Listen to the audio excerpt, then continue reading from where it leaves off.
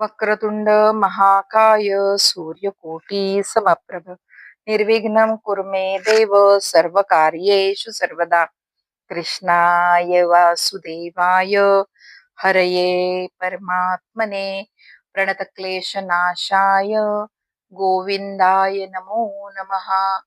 ओम नमो भगवते वासुदेवाय. सगळ्यांना माझा प्रेमपूर्वक मनापासून नमस्कार. कालच्या भागामध्ये आपण बघितले की सांदीपनी मुनींना गुरुदक्षिणा म्हणून श्रीकृष्ण आणि बलरामाने त्यांचा समुद्राकडून त्यांचा मुलगा पुत्र आणून दिला आणि सांदीपनी मुनी अत्यंत प्रसन्न झाले. त्यानंतर आपण आता पुढच्या भागाकडे भगवंताच्या आशीर्वादाने आणि भगवंतांच्या अखंड नामस्मरणाने आपण आता पुढचा भाग बघणार आहोत, ज्यामध्ये भगवंतांच्या अजून काही दिव्य लीला आपल्याला बघायला मिळणार आहेत.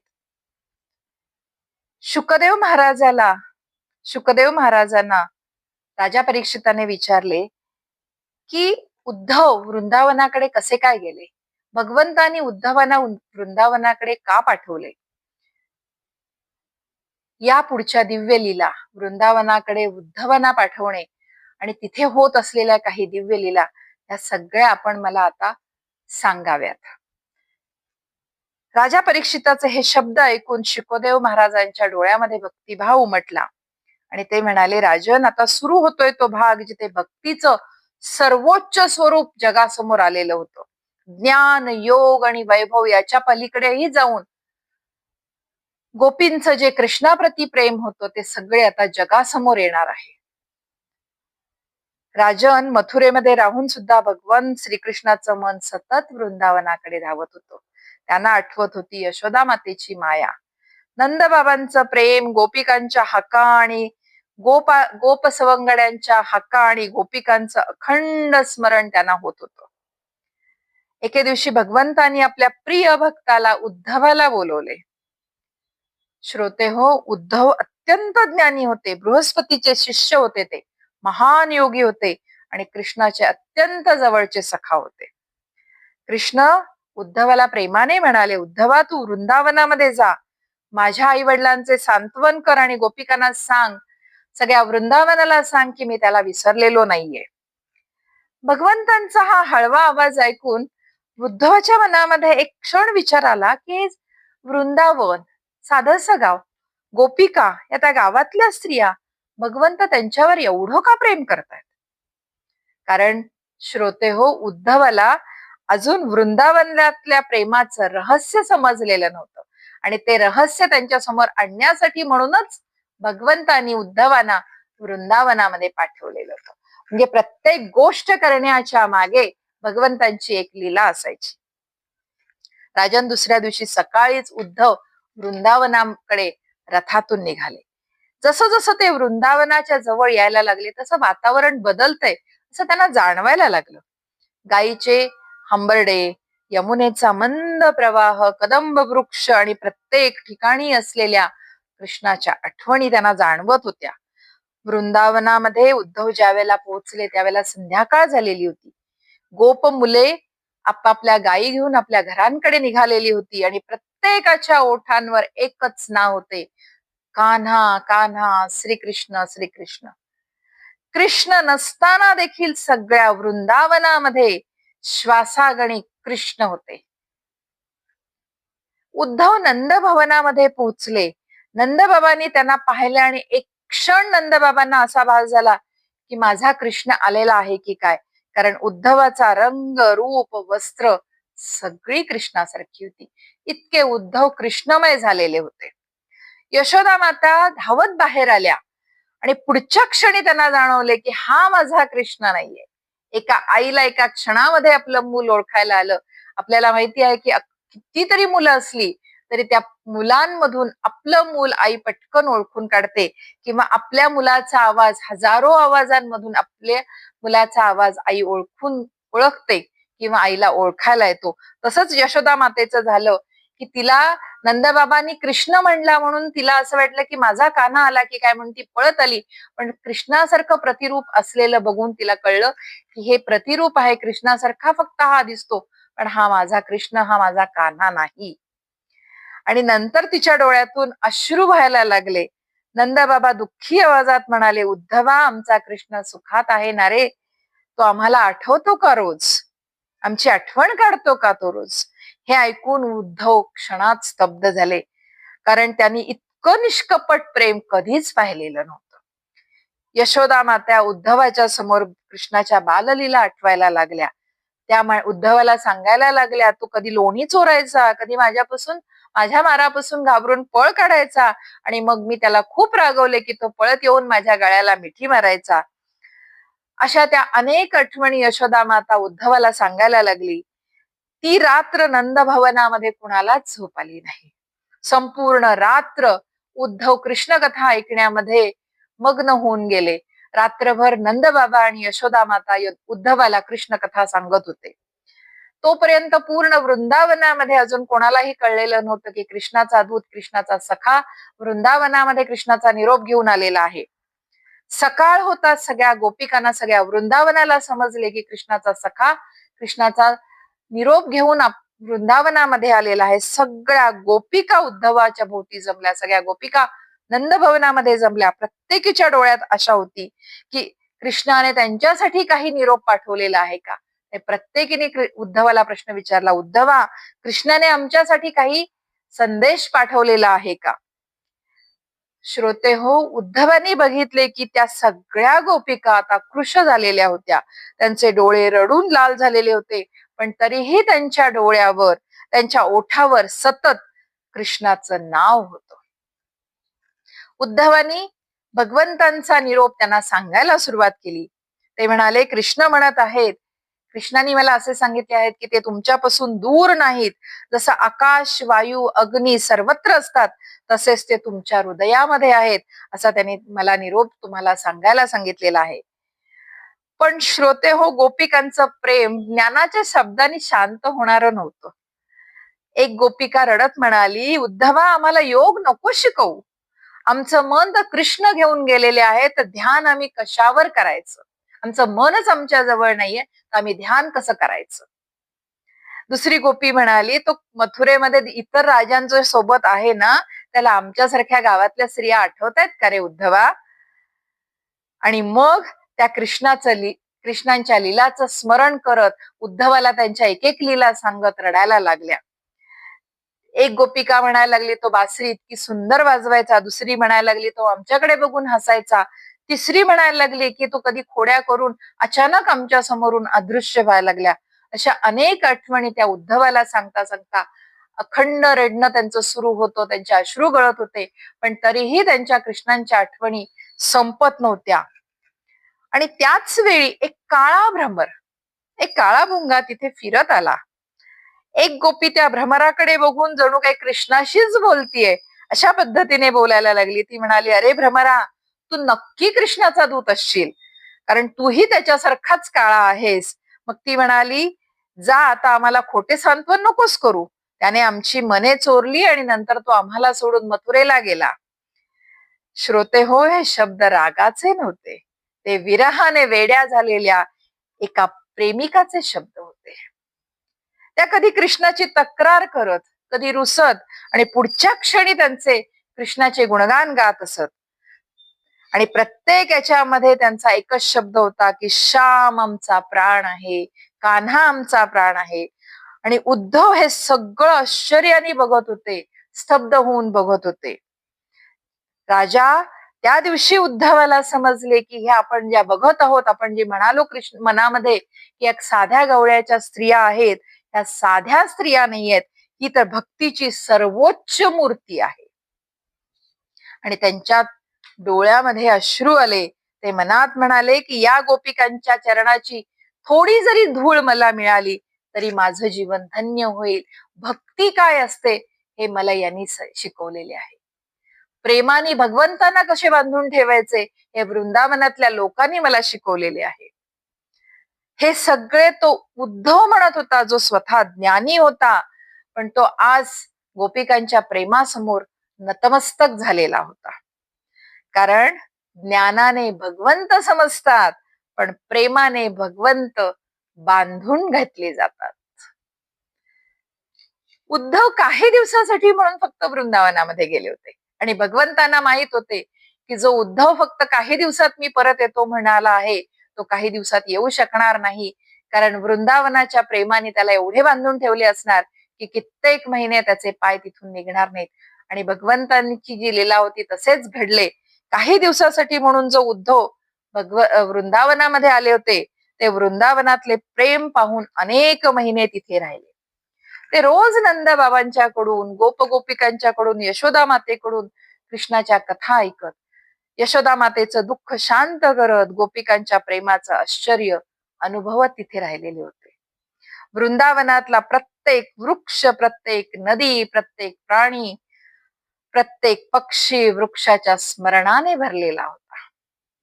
शेवटी उद्धवानी वृंदावनातून निरोप घ्यायचे ठरवले.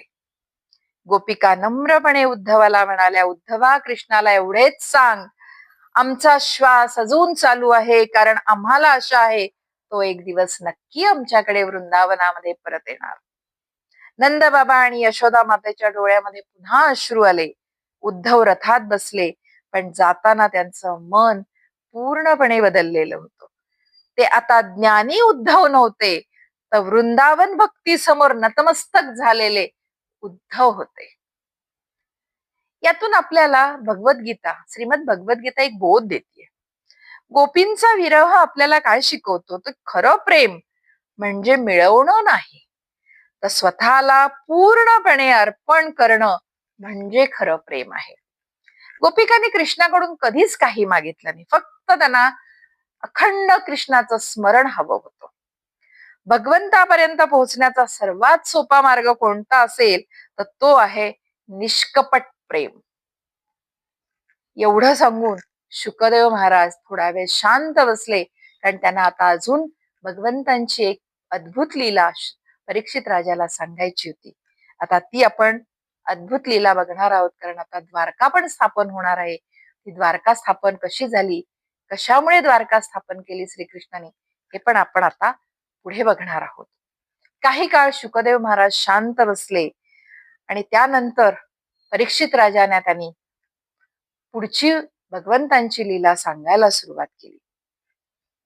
शुकदेव महाराज शांतपणे स्मित करत परीक्षित राजाला म्हणाले, राजन, अधर्माचा अंत झाला असला तरी अजून पृथ्वीवरचा अधर्म पूर्णपणे संपलेला नव्हता, कारण त्याचा कारण होतं कंसाचा सासरा मगधराज जरासंध, जो क्रोधाने जळत होता. आणि आता सुरू होणार होती भगवंतांची अजून एक अद्भुत राजलीला.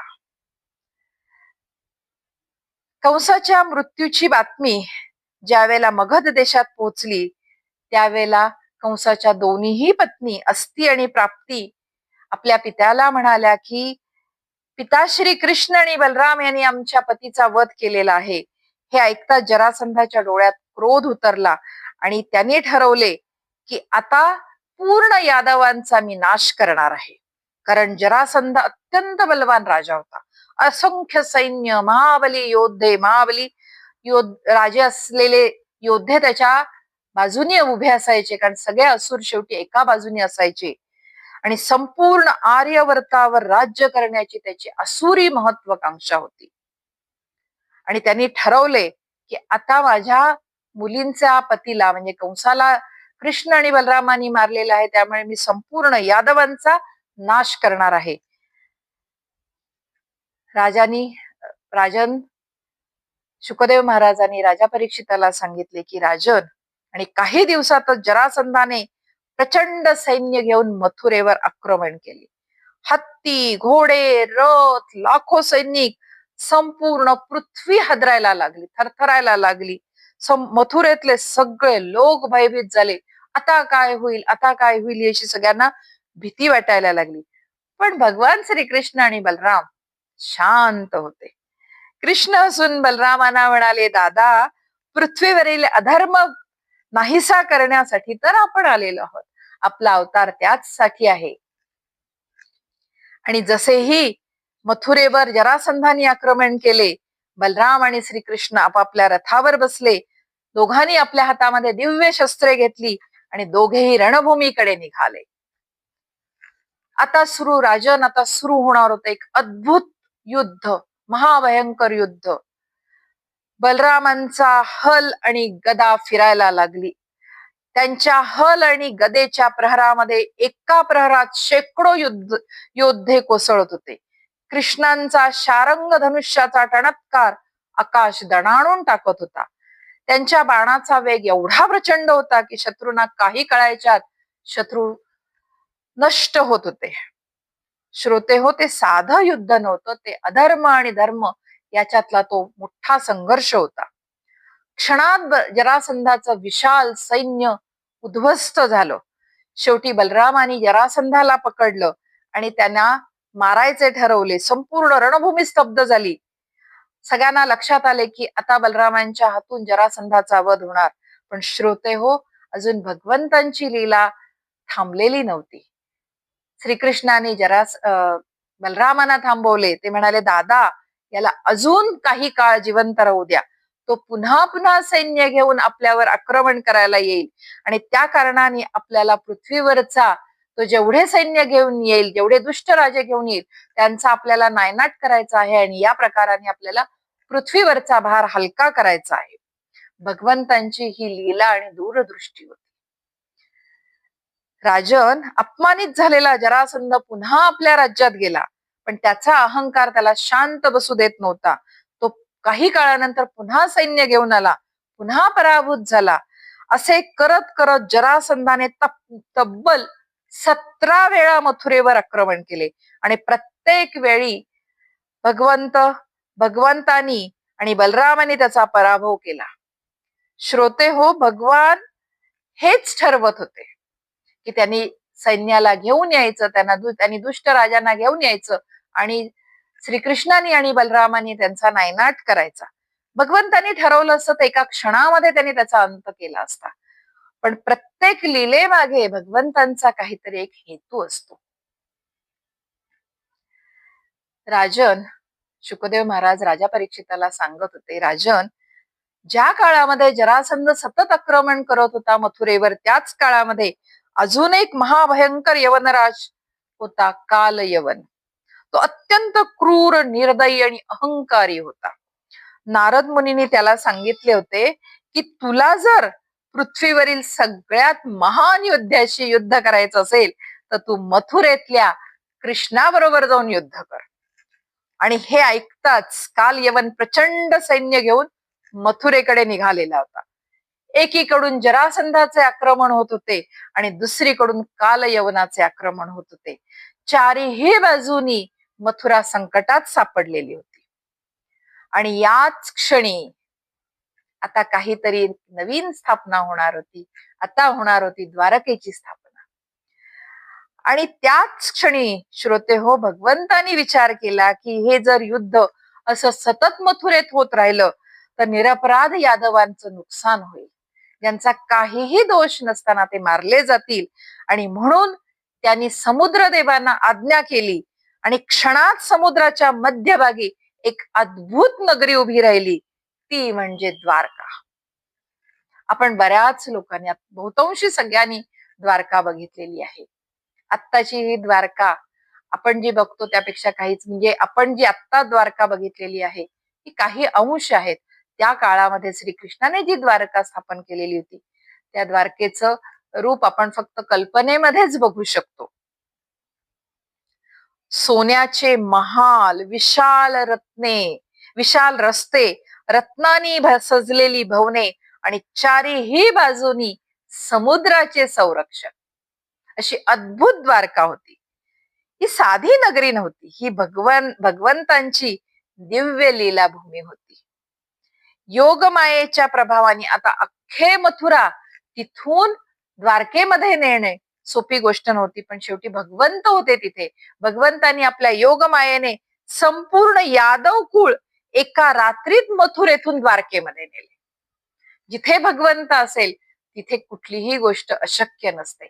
म्हणून जर आपण कायम भगवंतांना आपल्या जवळ ठेवले, आपल्या मनामध्ये त्यांना कायम ठेवले, तर आपल्यासाठी कुठलीही गोष्ट अशक्य होणार नाही. जिथे मथुरेतून एका रात्रीमध्ये यादव कुळ द्वारकेमध्ये पोहोचते, तिथे आपल्यासाठी देखील जर आपण त्यांची मनापासून भक्ती केली तर आपल्यासाठी देखील भगवंत काहीही करू शकतात. राजन काल यवन मथुरेमध्ये आला, त्यावेळेला मथुरेमधले सगळेजण द्वारकेमध्ये पोहोचवलेलं होतं. त्याने पाहिले की भगवान श्रीकृष्ण रणभूमीत शस्त्राशिवाय चालत आहेत. एकटेच चालत होते, कारण त्यांनी सगळ्यांना द्वारकेमध्ये पोहोचवलेलं होतं. मथुरेमध्ये कोणीही नव्हते, एकटे श्रीकृष्ण रणभूमीमध्ये शस्त्राशिवाय चालत होते. कालयवन हसायला लागला. अरे हा कसला योद्धा, हा तर पळतोय. आणि श्रीकृष्णाने आपली लीला दाखवायला सुरुवात केली. श्रीकृष्णाच्या बरोबर कुठेही कोणी सैनिक नव्हते, कोणीही नव्हते, आणि श्रीकृष्णाला पुढची लीला करायची होती, म्हणून श्रीकृष्ण एकटेच रणभूमीमध्ये गेले. आणि जसाही कालयवन तिथे आला, श्रीकृष्णाने पळायला सुरुवात केली. म्हणून कालयवन कुत्सितपणे हसून म्हणाला, अरे हा कसला योद्धा, नारदांनी मला सांगितले होते की महान योद्धा आहे, हा कसला योद्धा, हा तर घाबरून पळ काढतोय. तो कृष्णाच्या मागे पळायला लागला. श्रोते हो, श्रीकृष्ण पळत नव्हते, तर त्यांच्या एका महान भक्ताची लीला पूर्ण करण्यासाठी म्हणून ते कालयवनला घेऊन जात होते. श्रीकृष्ण एका पर्वताच्या गुहेमध्ये गेले. सगळ्या लीला भगवंतांच्या आधीच ठरलेल्या असतात, त्या वेळेला ती लीला त्यांची पूर्ण होत असते. आता अजून एक लीला आपल्या समोर येणार आहे, अतिशय सुंदर आहे. आणि ही पण गोष्ट मला वाटतं बहुतेक सगळ्यांनी लहानपणी ऐकलेली आहे. आता पण आपण बऱ्याच वेळेला ही लीला, ही गोष्ट आपण ऐकतो. मुचकुंद राजाची गोष्ट आपण ही ऐकलेली आहे. श्रीकृष्ण एका पर्वताच्या गुहेमध्ये गेले. त्या गुहेमध्ये एक महान राजा झोपलेला होता, मुचकुंद. आता आपल्याला अगदी थोडक्यात ह्या मुचकुंद राजाची गोष्ट ऐकायची आहे, कारण याच्याशी ते जरुरी आहे. कारण आपण जो अध्याय बघतो किंवा आपण जो भाग आता आपण ऐकतो आहोत, त्याच्यासाठी मला ही गोष्ट थोडक्यात सांगणे गरजेचे आहे. राजन मुचकुंद इक्ष्वाकुशातला महान राजा होते. देवतांनी असुरांविरुद्ध युद्ध करताना त्यांची मदत घेतलेली होती. वर्षानुवर्ष हे युद्ध चाललेलं होतं आणि त्यामुळे ते खूप थकलेले होते. ज्या वेळेला असुराविरुद्धचं युद्ध देवता जिंकले, त्यावेळेला देवतांनी त्यांना वर मागायला सांगितले. मुचकुंद म्हणाले की मला आता काहीही नको, मला फक्त विश्रांती पाहिजे, कारण वर्षानुवर्ष युद्ध केल्यामुळे मी आता खूप थकून गेलेला आहे. देवतांनी त्यांना वर दिला की जो तुला झोपेतून उठवेल तो तुझ्या दृष्टीने भस्म होईल, असा त्याला वर दिला. आणि त्याला झोपण्यासाठी म्हणून तिथे सांगितलेले होते, त्या पर्वताच्या गुहेमध्ये मुचकुंद राजा झोपलेला होता. आता कालयवनाचा अंत जवळ आलेला होता, म्हणून श्रीकृष्ण कालयवनाला तिथे घेऊन गेलेले होते. स्वतः श्रीकृष्णाने कधीही कोणाचा असा अंत केलेला नव्हता, युद्धामध्ये वगैरे असा अंत केलेला नव्हता. प्रत्येक वेळेला कोणाच्या तरी मार्फत किंवा कोणाच्या तरी साह्याने त्यांनी त्या व्यक्तींचा अंत केलेला होता. राजन श्रीकृष्ण गुहेमध्ये जाऊन शांतपणे उभे राहिले, मंद मंद असत शांतपणे उभे राहिले, कारण आता त्यांची पुढची लीला सुरू होणार होती. कालयवन धावत धावत त्या गुहेमध्ये आला आणि गुहेमध्ये पूर्णपणे अंधार होता, त्यामुळे त्याला काहीच दिसले नाही. त्याला फक्त अंधारामध्ये एक कोणीतरी झोपलेलं आहे एवढंच दिसलं. आणि श्रीकृष्णाने आपलं जे वस्त्र जे आहे, अंगावरचा जो शेला आहे, तो शेला त्यांनी मुचकुंद राजाच्या अंगावर पांघरलेला होता. आणि अंधारात झोपलेलं मुचकुंद राजा हा कालयवनाला श्रीकृष्ण असा भास झाला आणि त्याला वाटले की हा कृष्ण झोपेचं नाटक करत आहे. त्यामुळे त्यांनी मुचकुंद राजाला जोरात लाथ मारली आणि त्या लाथेमुळे राजाला जाग आली. त्यांनी क्षणात डोळे उघडले आणि त्यांची दृष्टी कालयवनवर पडताच कालयवन जागीच भस्म झाला. श्रोते हो, अहंकाराचा अंत नेहमी असाच होत असतो. त्यामुळे होता होईल तेवढं आपण अहंकारापासून दूर राहणे अत्यंत गरजेचे आहे. मुचकुंदाला भगवंतांचे दर्शन होणार होते. कालयवन भस्म झाल्यानंतर बाजूला जे भगवान श्रीकृष्ण उभे होते ते मुचकुंदासमोर प्रगट झाले श्यामवर्ण पितांबर चारीही बाजूनी दिव्य तेज. मुचकुंद राजा स्तब्ध झाला. त्याच्या डोळ्यातून आनंद अश्रू वाहायला लागले. तो म्हणाला, प्रभो आपण कोण आहात? भगवंत प्रेमाने म्हणाले, राजन, अनेक जन्मापासून तू माझा भक्त आहेस. मी श्रीकृष्ण आहे. मी तुझ्या समोर उभा आहे. मुचकुंद नम्रतेने प्रभूंच्या चरणावर पडले आणि ते म्हणाले, प्रभो मला राज्य वैभव काहीही नको, मला फक्त तुमची भक्ती द्या. इतकी वर्ष युद्ध करून शेवटी एका भक्ताला समजले की खरे समाधान फक्त भगवंतांच्या चरणामध्ये आहे. म्हणजे सगळं जरी आपल्या जवळ असलं, ऐश्वर्य आहे, सत्ता आहे, सगळं जरी आहे, तरी भगवंतांच्या चरणामध्ये जे शांतता आहे किंवा चरणामध्ये जे प्रेम आहे, ते प्रेम बाकी कुठल्याही गोष्टीमध्ये नाही. आणि ज्या वेळेला काल यवन, आता एका श्रीकृष्णाला एक नाव मिळालेले आहे. त्यांच्या लीला करत असताना त्यांना असंख्य नावं मिळालेली आहेत. त्यातलं एक सुंदर नाव आहे काल यवन. ज्यावेळेला श्रीकृष्ण तिथून पळत होते, त्यावेळेला ते रणभूमी सोडून पळत होते, म्हणून त्यांना रणछोड राय असे नाव मिळालेले आहे. म्हणजे रणभूमी सोडून पळणारा असं म्हणून त्यांना रणछोड राय हे पण एक नाव भगवंतांचं, श्रीकृष्णाच्या 1000 नावांपैकी एक नाव आहे रणछोड राय. अतिशय गोड नावं श्रीकृष्णाची. आपण जर सगळी नावं ऐकत गेलो, अत्यंत सुंदर गोड नावं श्रीकृष्णाला सगळ्या मिळालेली आहे आणि प्रत्येक त्यांच्या लीलेनंतर त्यांना एक एक नाव मिळालेलं आहे. आता या अध्यायातून आपल्याला एक बोध मिळतोय. श्रीमद भागवत आपल्याला एक बोध सांगतोय. भगवंतांच्या लीलांमधून आपण खूप काही शिकणार आहे. प्रत्येक लीलेतून आपल्याला काहीतरी शिकायचं आहे आणि आपल्याला शिकायला मिळणार आहे. आता या लीलेतून आपल्याला एक शिकायचं आहे, अहंकार कितीही मोठा असू दे, त्याचा अंत हा होतो. अहंकार तुमचा नाहीसा होतो. कुठल्या ना कुठल्या रूपाने, कुठल्या ना कुठल्या आघाताने तुमचा अहंकार हा नाहीसा होतो. भगवंत आपल्या भक्ताच्या रक्षणासाठी कधी रणांगणामध्ये उतरतात आणि कधी शांतपणे लीला रचतात.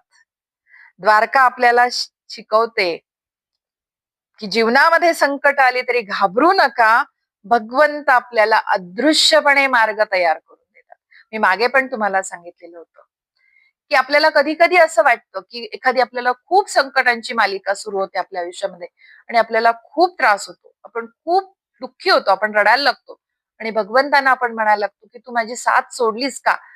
एका पाठोपाठ एक माझ्यावर संकट चालून येत आहेत आणि मग त्याच्यातून मार्ग मला दिसत नाही की मी बाहेर कसा पडू. पण असं नसतं. फक्त काही वेळानंतर, काही क्षणानंतर, त्याचे क्षण आपला काळ असतो, वर्ष 2 वर्ष असतं. भगवंतांचे ते क्षण आहेत आणि आपल्याला तो बराच मोठा अवधी वाटतो. त्या क्षणानंतर भगवंतांनी कुठेतरी एक अदृश्य मार्ग आधीच आखून ठेवलेला असतो आपल्यासाठी, त्या संकटातून बाहेर पडण्यासाठी. फक्त ती वेळ आल्यानंतर तो मार्ग आपल्या समोर दिसायला लागतो आणि आपण संकटातून बाहेर पडतो. यापुढे अतिशय सुंदर आपल्याला भागाकडे वळायचं आहे. रुक्मिणी हरण. आता श्रीकृष्णाच्या अजून काही लीला सुरू होणार आहेत.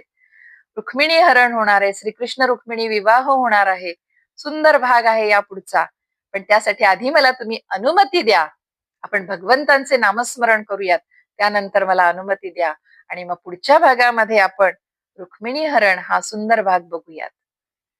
कृष्णाय वासुदेवाय हरये परमात्मने प्रणतक्लेशनाशाय गोविंदाय नमो नमः. ओम नमो भगवते वासुदेवाय.